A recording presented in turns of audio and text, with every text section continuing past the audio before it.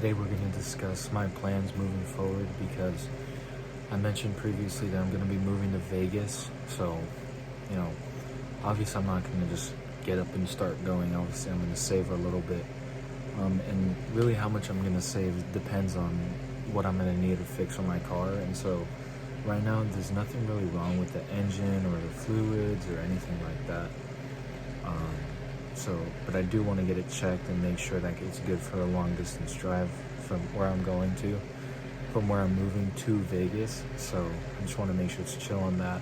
It is an old car, but it is a rebuilt engine. So, it shouldn't give me too much issues. And if it does, then I'll obviously fix it. But I am saving up currently to move out. I'm going to be living with my sisters and I'm going to be paying rent a little bit. But the main reason I'm moving is just for more peace. In that household, I'll see a lot more opportunity for productivity, and instead of this one, it's kind of endorsed the opposite. So, putting myself in an environment where it's the opposite of now, and I think that'll help me with my productivity, and just having a peaceful house is a lot better than not having a peaceful house. So that's the main reason I'm moving. Also just because, it's good for networking out there. It's a lot of business.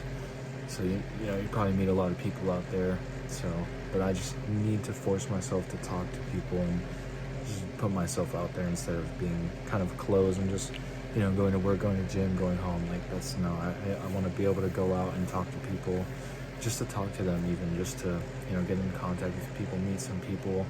You never know who you meet. So, don't be scared to talk to people. People are just like you. They're scared to talk to other people, but when you actually start talking to them, they're really nice. No one hates you. No one hates your guts. No one's judging you. Just, don't be scared. And so, currently right now, in terms of bodybuilding and cutting, as I said in my last video, I am on a cut, 1900 calories. It is going to drop within the next 2 months. Probably going to drop my calories to 1400 like I had it before. It's a really steep deficit, yes, but I just want to get the fat off. And I've said it before, I just took too long to get all this shit off. So, once it's off, then I will go into a maintenance phase for about 3 months just to see what it feels like to hold on to a leaner body fat percentage than what I'm used to. Obviously, because, my whole life I was pretty chunky, and I still am. So me getting used to being at a leaner body fat percentage and me getting used to eating less will help me get on stage lean and just set myself up for the right mindset when I'm getting on the stage lean as fuck. Obviously trying to get as peeled as possible, but it's harder to keep the fat off than lose it. So that's what I want to focus on after the cut. I'm going to focus on keeping the fat off after the cut. This is just the pre-game. This isn't the game. This is the pre-game. So a lot of people get caught up with the cutting part and they never focus on, keeping the fat off. They just go straight into a bulk, and seen it a lot of times when other people, they just get fat. And starting fat, I don't want to go back there after I cut already. Sorry about that quick little intermission, but anyways, as I was saying, it's best to learn how to keep the fat off instead of worrying about getting there first. Because if you think about it, if you cut and you're not used to being that lean in the first place, which you're never going to be if it's your first time, then you're still the same person inside, and you're still going to have the same habits, and mentally you're not there. You're not who you are on the outside. So that's why it's important to build that, kind of mental fortitude before getting to the place you want to be at. And that's why, most people they get lean and then they get fat again. It happens all the time. I see it all the time. It happened with me for a little bit. I was never lean, but getting leaner, and then I got fat again. So now I have to restart. But, don't ever get stuck on the past and what's happened. Just accept what's happened and move forward. And a lot of people like to take shortcuts when they're cutting. They're like, oh, I can do this because that, and I didn't do this, so now I can eat more. And it's like, You can shuffle the deck of cards, but it will still be the same deck of cards no matter what. No matter what situation you're in and however you try to look at it, it's still the same situation. So don't try to move anything around. It just is what it is. Just do it.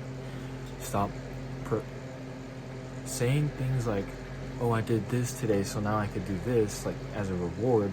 Is holding you back. It's just another form of procrastination. It just doesn't seem like it because you did something to do it, right? And usually procrastination is you did nothing, you just want to delay the thing. But the way I see it is procrastination is just doing anything to delay what you need to do. So just don't do that and just do what needs to be done. Like as I said, you could shuffle the cards, but it's still the same deck of cards. It's just the situation is what it is. You're fat, you need to get the fat off. Just do it.